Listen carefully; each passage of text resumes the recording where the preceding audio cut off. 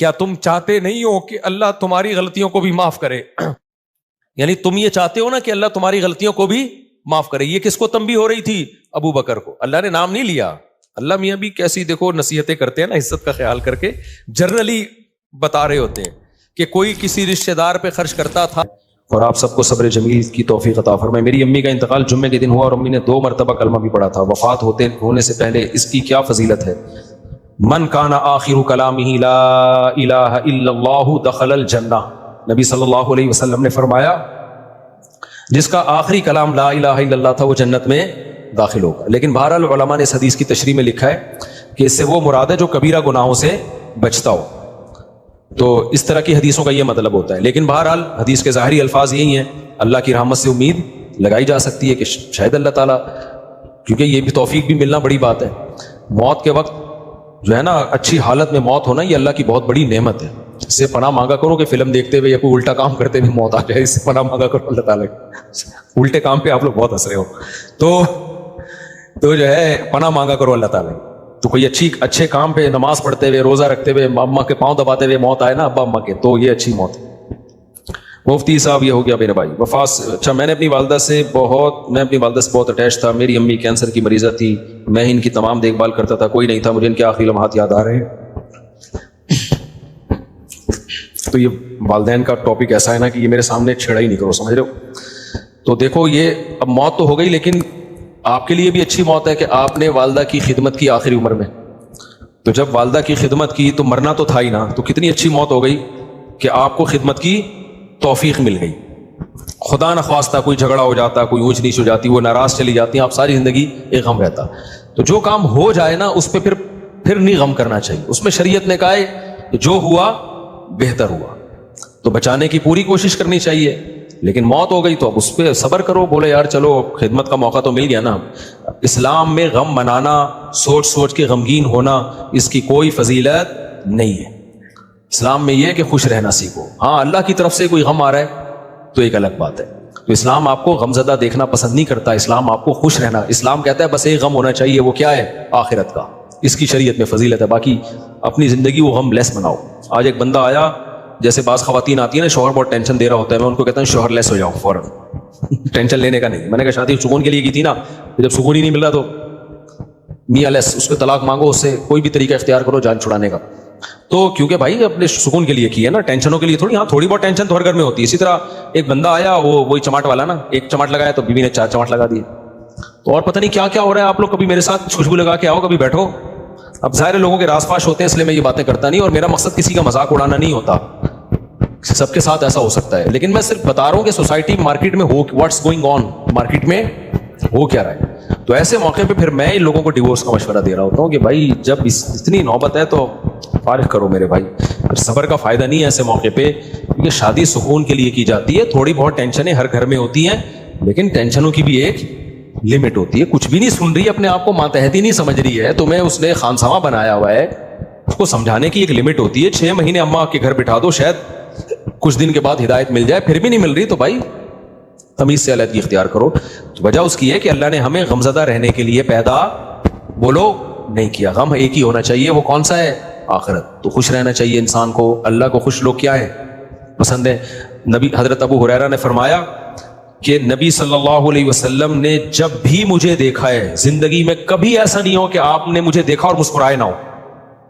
حالانکہ نبی کا غم سب سے بڑا غم تھا نا, امت کی فکر تھی, لیکن اپنے ساتھیوں کے ساتھ ایٹیٹیوڈ کیا تھا آپ کا؟ جب بھی دیکھتے مسکراتے. اور ہم لوگ کیا ہیں, جب بھی دیکھو ایسا لگتا ہے کوئی نیا ٹینشن چل رہی ہے اس کے ساتھ, نئی ٹینشن چل رہی ہے. خوش رہنا سیکھنا چاہیے, سمجھ رہے ہو. مسکراتے چہرے سے ملا کرو, ٹینشن فری. امریکہ میں $10 کی ایک چھولے کی پلیٹ ملتی ہے صبح ناشتے میں نا, پراٹھے کے ساتھ, جو لوکل ہوٹل, جو پاکستانی کے ہوٹل. $10 کا مطلب پتہ ہے کہ 2750. اب مہنگائی وہاں ہے میرے بھائی, یہاں نہیں ہے. یہاں تو چھولے کی پلیٹ فری میں آ رہی ہوتی ہے, پراٹھا خریدو بعض دفعہ ویسی فری میں ڈال کے دے دیتا ہے. آپ ڈالر پہ ترس رہے ہو, تو وہاں خرچہ بھی تو ڈالر میں ہی ہو رہا ہے, سمجھ رہے ہو. تو اس لیے پاکستانی کرنسی میں اگر کما رہے ہو تو کھا بھی کس میں رہے ہو, اس میں. وہاں جاؤ گے تو ڈالر میں کماؤ گے تو کھاؤ گی بھی کس میں.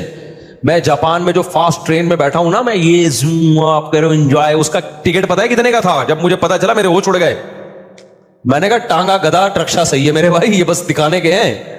لوگوں کی جائیدادیں بک جاتی ہیں ان ٹرینوں میں, بہت لگژری لوگوں کا کام ہے وہ, بس وہ ڈرائیور ہی بیٹھے اس میں. تو بہت مہنگائی ہے, تو آپ بہت مزے میں ہو. اور وہاں ٹیکس اتنا ہے, آپ کی اگر 40 لاکھ تنخواہ ہے نا, 1 کروڑ آپ کی اگر تنخواہ, ایک مثال دے رہا ہوں تاکہ کیلکولیشن آسان, تو 43 لاکھ روپے ٹیکس میں دینے ہیں آپ نے. یہاں اتنا ٹیکس تھوڑی ہے. پھر لوگ اس پہ خوش ہوتے ہیں ہم ٹیکس دے رہے ہیں لیکن علاج ہمارا فری میں, بچوں کی تعلیم ہماری فری میں. فری میں کہاں ہے؟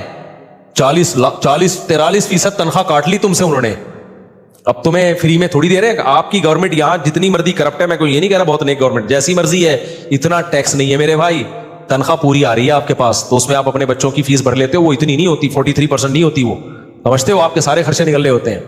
نہیں آ رہی میرا خیال ہے بات. اور پھر زکاتیں بھی لوگ دے رہے ہوتے ہیں, تھوڑے سے گھننے بن جاؤ اگلا پوری جائیداد نکال کے دے دیتا ہے. یہاں تھوڑا سا گھننا بننا آنا چاہیے, بس یہاں پریکٹس کرو تھوڑی سی. تو اس لیے اتنا ٹینشن والا بات نہیں. ہم کیوں وہاں جا کے فوراً واپس آتے ہیں؟ مزہ ہمیں کہاں آتا ہے؟ بہت اچھے کنٹری ہیں, امریکہ بہت اچھا ہے, جاپان بہت اچھا ہے, مزہ ہمیں کراچی میں ہی آتا ہے. اور یہ جو میں نے ابھی بیان میں کہا نا کہ خاموش, بالکل خاموش, یہ 4 دن خاموشی اچھی لگتی ہے, اس کے بعد کاٹنے لگتی ہے. یہاں ریلیشن ہے, آبادی ہے, ایک بندہ پنجاب والا ملے گا, ایک پشتو والا ملے گا, ایک بلوچی ملے گا, ایک فلانا, ایک میکینک ملے گا, ایک فلانا ملے گا, ایک ڈاکٹر ملے گا, ایک سائنٹسٹ ملے گا, ایک سیاستدان ملے گا. ہر آدمی ہوٹل میں بیٹھ کے ایسے لگے گا یہاں سارے ہی پہنچے ہوئے لوگ ہیں, گپ شپ کا ماحول ہے. یہ سب کچھ وہاں پر نہیں ہے. خاموشی خاموشی خاموشی. ابے 4 دن تک خاموشی اچھی لگتی ہے, اس کے بعد میں نے کہا یار کوئی تھڑے نہیں ہے یہاں پہ, کوئی تھڑے ہوں یہاں پہ, کوئی بیٹھے ہوئے ہوں, کوئی بیٹھک ہو, کوئی گپ شپ ہو نا, ختم. تو ایک رشتہ داروں میں ہوتی ہے وہ بھی رشتے بھی کیا ہو رہے ہیں, ختم ہوتے جا رہے ہیں, وہ بھی شارٹ ہوتے جا رہے ہیں. تو بس ہر آدمی انڈیویجولی لائف گزار رہا ہے, تو ایسے تھوڑی, تو ایسے تو زندگی کا سکون تھوڑی ملے گا. بہت سی چیزیں ہمارے یہاں پازیٹیو ہے میرے بھائی, بس دعا کرو ہمارے یہاں صفائی ہو جائے اور لا کچھ قانون مضبوط ہو جائے تو ہم ان سے اب بہت آگے ہیں. یہ 2 ہی چیزیں نہیں ہیں, اور یہ 2 ہی انہوں نے بیڑا غرق کیا ہوا ہے ہمارا. لیکن جب وہ تو بیڑا گورنمنٹ نے غرق کیا ہوا ہے نا, ہم تو خوش رہنے پر اللہ نے ہمیں پابندی نہیں لگائی. تو آپ اسی کو انجوائے کرو. دیکھو اب کراچی میں برساتی کھڈے کتنے ہو گئے نا بارش ہوتے ہی. اچھا کلائمیٹ ایسا چینج ہوا ہے کہ بارش بھی عجیب قسم کی ہو رہی ہے. ادھر آ رہا ہے کہ جی سمندری طوفان آ رہا ہے, اور واقعی آیا ہوا بھی ہوگا. اس کے پڑوس والے علاقے میں نلکے میں بھی پانی نہیں ہوگا. وہ کہہ رہے ہم تو سمجھ رہے تھے پورا طوفان آ رہا ہے, پانی پانی ہو رہی, تو نلکے میں بھی پانی نہیں ہے. عجیب کراچی کا وہ, یعنی بارش ایسی ہو رہی ہے, انڈا موڑ پہ ہو رہی ہے, کلندری چوک پہ نہیں ہو رہی. عجیب ہی سیٹ اپ چل رہا ہے. تو انجوائے کرو اس کو. تو وہ دیکھو کتنے کھڈے ہیں نا, وہ ٹک ٹاکر نے کیسا انجوائے کیا کراچی میں بارش میں. جو کھڈے اتنے بار بات پہ آپ کو چھلانگے مار کے, تو وہ اس نے اولمپک کی تیاری کر رہے ہیں نا گھر میں, لمبی لمبی چھلانگے مار رہے ہیں. ماں نے پوچھا اولمپک کی, کہہ رہے بعد میں پتا چلا یہ کراچی کے کھڈوں کو کراس کرنے کی ٹریننگ لے رہا ہے. تو میں نے کہا چلو اتنی ٹینشن میں اس نے. تو اس لیے جس حد تک ممکن ہے خوش رہنے کی کوشش کیا کرو. اللہ کو غمزدہ لوگ پسند نہیں ہیں, ہر وقت دکھڑے, یہ ہو رہا ہے, فلانا ہو رہا ہے, ڈمکانا ہو رہا ہے. اور اللہ کو خوش لوگ پسند ہیں. ہاں دکھ صرف ایک ہونا چاہیے, وہ کیا ہے بھئی آخرت میں پتہ نہیں کیا بنے گا. اس کے علاوہ اللہ نہیں چاہتے کوئی دکھ ہو آپ کو. دوسری بات یہ کہ گھروں کے جھگڑوں کو بھی بڑھایا مت کرو. گھروں کے جھگڑوں کو, ہمارے ایک دوست ہے سفر میں, ان کا اپنی بیوی سے پھڈا ہو گیا فون پہ, طبیعت سے چل رہی ہے نا, تیری ایسی کی تیسی. وہ ادھر سے اس کو جواب آ رہا ہے, طبیعت سے پھڈا ہوا ان کا. اور اپنے دوستوں کو بھی بتا رہے ہیں میری بیگم نے یہ, ظاہر ہے سب کے سامنے ہو رہا ہے تو پتہ چلے گا نا دوستوں کو کہ یار کیا ہو گیا. بھائی یار میرا تیری بھابھی نے دماغ خراب کر کے رکھا ہوا ہے یار, یہ ہے ایسا نا. آدھے گھنٹے کے بعد نارمل بیٹھے رہے, چائے چل رہی ہے, گپ شپ چل رہی ہے گھر میں, بیگم اور بیگم وہ میں آ رہا ہوں پرسوں. وہ دوسرے نے پوچھا بھائی آدھے گھنٹے پہلے تو ایسا لگ رہا تھا کہ طلاق ہو جائے گی تم دونوں میں, ابھی تھوڑی دیر میں ایسا لگ رہا ہے کہ کوئی مسئلہ ہی نہیں ہے. تو اس نے کہا یار میری عادت ہے 15-20 منٹ کے بعد پھڈے کو میں بھول جاتا ہوں. فنش. واقعی یہ جن لوگوں کی عادت ہو نا وہی خوش رہ سکتے ہیں اس زمانے میں. اور جو ناک پہ مکھی بٹھا کے رکھتے ہیں نا اور دل میں لے کے بیٹھ گئے اس نے یہ کیوں بولا تھا, ابے بھائی جو بولا تھا بول دیا, ختم کر. جب سنا دیا اس نے بھی سنا دی, اس نے بھی سنا دی, ختم قصہ. چلو بھائی دوبارہ سے جیسے انجوائے کرو لائف. اور لوگ کہتے ہیں بھی تنبیہ تو ہوئی نہیں, نہ جب یہ پھڈا ہوتا ہے نا اگلے کو خود تھوڑی سی تنبیہ ہو جاتی ہے. آئندہ وہ بولنے سے پہلے اس کو بھی پتا ہے, آپ کو بھی پتا ہے کہ میں یہ بولوں گا اس کی دکھتی رکھ پہ پاؤں رکھ دوں گا میں, وہ یہ بولے گی تو میرے کھوپڑی گھومے گی. تو دونوں تھوڑا تھوڑا ایک دوسرے کی کھوپڑی کا احترام آہستہ آہستہ شروع کر دیتے ہیں. خود ہی شادی شدہ آدمی کی زندگی ایک مینجمنٹ خود بخود آ جاتی ہے. تو اگر آپ جو دل میں لے کے بیٹھ گئے اس نے میرے کو یہ بولا تھا, اس نے یوں کر دیا تھا, اس نے, یار تمہیں ایک واقعہ سناتا ہوں, اس سے بس پھر میں بس آپ لوگ سے 2-4 سوال لے کے بیان ختم کرتا ہوں.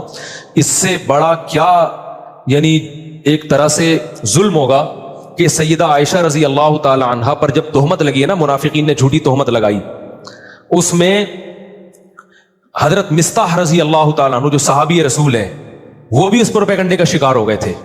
وہ بھی منافقین کی باتوں میں آ گئے اور انہوں نے بھی حضرت عائشہ کے بارے میں یہ منافقین سے سن کے الفاظ کہے. حضرت عائشہ بیٹی کس کی ہیں؟ ابو بکر کی. آپ بتاؤ غیرت مند آدمی کو کتنا غصہ آئے گا نا. حضرت ابو بکر حضرت مصطح کے ساتھ مالی تعاون بہت زیادہ کیا کرتے تھے کیونکہ رشتہ دار بھی تھے اور غریب بھی تھے. جب حضرت ابو بکر کو پتا چلا نا میری بیٹی کے بارے میں انہوں نے یہ الفاظ کہے ہیں, تو حضرت ابو بکر نے قسم اٹھائی کہ آج کے بعد 1 روپیہ نہیں دوں گا, یعنی میں خرچ کر رہا ہوں ان پہ اور میری بیٹی پہ یہ بھی تہمت میں شریک ہو گئے. بعد میں جب قرآن کی آیتیں نازل ہوئیں, حضرت مصطح نے توبہ کی اور بہت گڑ گڑائے اللہ کے سامنے, توبہ کی, لیکن ابو بکر رضی اللہ تعالیٰ عنہ قسم اٹھا چکے تھے ان پہ میں خرچ نہیں کروں گا, میں نہیں خرچ کروں گا ان کے اوپر. لہذا انہوں نے کہ بھائی ٹھیک ہے آپ نے توبہ کر لی لیکن یہ ہلکا جرم تو نہیں ہے نا. کتنی بڑی شخصیت بھائی, سیدہ عائشہ نبی کی زوجہ بھی ہیں اور ابو بکر کی بیٹی بھی ہیں, تو نبی نے بھی معاف کر دیا ان کو. کتنا بڑا ظرف یار بھائی, جب گڑ گڑا لیے توبہ کر لیے تو معاف کر دیا, کیونکہ نبی کے سامنے بڑا ویژن ہے نا. جو چھوٹے یعنی گھروں میں چھوٹے چھوٹے جھگڑوں کو لے کے لمبے چلتے ہیں نا, وہ دنیا میں کوئی بڑا کام نہیں کر سکتے, وہ بس انہی میں الجھ کے رہ جاتے ہیں. تو نبی صلی اللہ علیہ وسلم نے تو معاف کیا ہی, ابو بکر نے معاف نہیں کیا.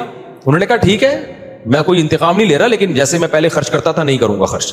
سورہ نور کی آیتیں نازل ہوئیں, وَلَا يَأْتَلِ أُولُو الْفَضْلِ مِنْكُمْ وَالسَّعَةِ أَنْ يُؤْتُوا أُولِي الْقُرْبَى وَالْيَتَامَى وَالْمَسَاكِينَ. فرمایا اللہ تعالیٰ نے کہ تم میں جو قرابت دار ہیں تو جن لوگوں نے ان پہ خرچ نہ کرنے کی قسم اٹھائی ہوئی ہے وہ اپنی قسموں کو توڑ دیں.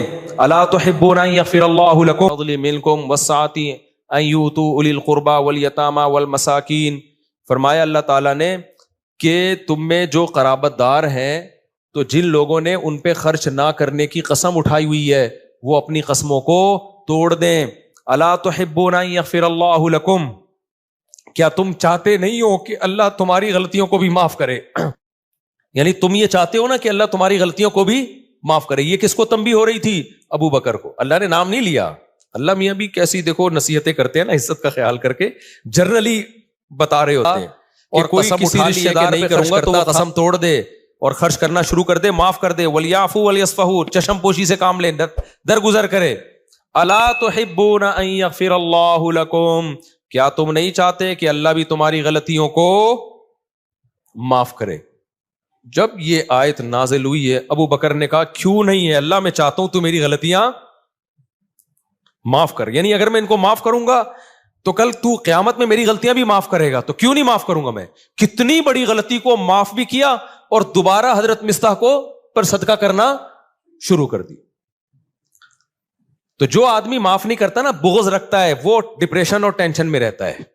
اور جو دماغ کو صاف اور پاک کر کے سوتا ہے کہ یار جو تھا قصہ ختم, تو وہ ڈپریشن سے آزاد ہوتا ہے. تو ہم لوگ جھگڑوں کو لے کے بیٹھے رہتے ہیں اتنے لمبے لمبے کہ اس نے میرے کو یہ بولا تھا, اس نے میرے کو یہ بولا تھا, اس نے مجھے یوں کیا تھا. ابے چھوڑ دے یار, ٹھیک ہے اپنے آپ کو بھی ریلیکس کر, دوسرے کو بھی ٹینشن سے باہر نکال. تو اس لیے میرے بھائی خوش رہنا سیکھو, اور جس آدمی کے دل میں کینہ ہو, بغض ہو, چیزوں کو لے کے بیٹھتا ہو, وہ کبھی بھی خوش نہیں رہ سکتا, جلتا کڑتا ہی رہتا ہے, منفی باتیں ہی کرتا رہتا ہے. تو دل کو صاف رکھنا چاہیے انسان کو تاکہ آگے چلے, پھر وہ آگے کے کام کر سکے. انہی میں الجھ کے رہ جائے گا نا. ایک کسٹمر نے یوں کر دیا تھا تو اس کو سنا دی, وہ کسٹمر ہی مارکیٹ سے شارٹ ہو گیا, کاروبار اپنا ٹھپ ہو گیا.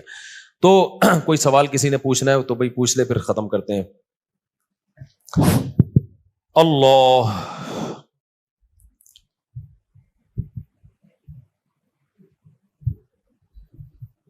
یہ جو میں نے اپنا قصہ سنایا تھا نا اپنے والد صاحب کا, اس پہ لوگوں نے بڑے کلپ چلائے, امریکہ تک میں پھیل گیا. نہیں, میں نے کہا تھا میرے والد صاحب سے تھوڑی میں نے اونچی آواز میں بات کی, آج کے بیان سے متعلق ہے یہ. میں نے بتایا تھا نا میری ایک دفعہ والد صاحب سے اونچی آواز میں بات ہوئی تو میں نے سوتے ہوئے والد صاحب کو اٹھا کے معافی مانگی. یہ کلپ بڑا وائرل ہوا, اچھا ہے. اس میں ایک بات میں بتانا بھول گیا تھا, جب کلپ وائرل ہو ہی گیا, 1 منٹ بیٹا, یہ عمل میں نے اپنے بڑے بھائی کو دیکھا تھا یہ کرتے ہوئے. میرے بڑے بھائی کے ساتھ اس طرح والد صاحب نے ایک دفعہ ہاتھ اٹھایا تھا ان کے اوپر, تو شاید ان کی زبان اڑ گئی تھی. تو میں نے اپنے بڑے بھائی کو دیکھا کہ انہوں نے جا کے والد صاحب سے معافی مانگی. تو یہ میں بتا رہا تھا نا کہ جو چیز دیکھتا ہے انسان وہ سیکھتا ہے. تو مجھے اپنے بڑے بھائی کا یہ عمل میرے دماغ میں انسٹال ہو گیا تھا کہ یار اگر بڑوں سے کبھی ایسا ہو بھی جائے تو معافی مانگی جاتی ہے. تو اس لیے میں کہتا ہوں کہ اپنے ماں باپ کی خدمت اپنے بچوں کے سامنے کر لو تاکہ تمہارے بچوں کو پتہ چلے کہ انہوں نے بھی تمہیں بڑھاپے میں سنبھالنا ہے. سمجھتے ہو کہ نہیں سمجھتے؟ اپنی ماں کی خدمت اپنے بچوں کے سامنے کر لو تاکہ بچوں کو پتہ چلے کہ جو تمہاری بیٹیاں ان کو پتہ چلے کہ بھائی ہم نے بھی اپنی ماں کو بڑھاپے میں سنبھالنا ہے.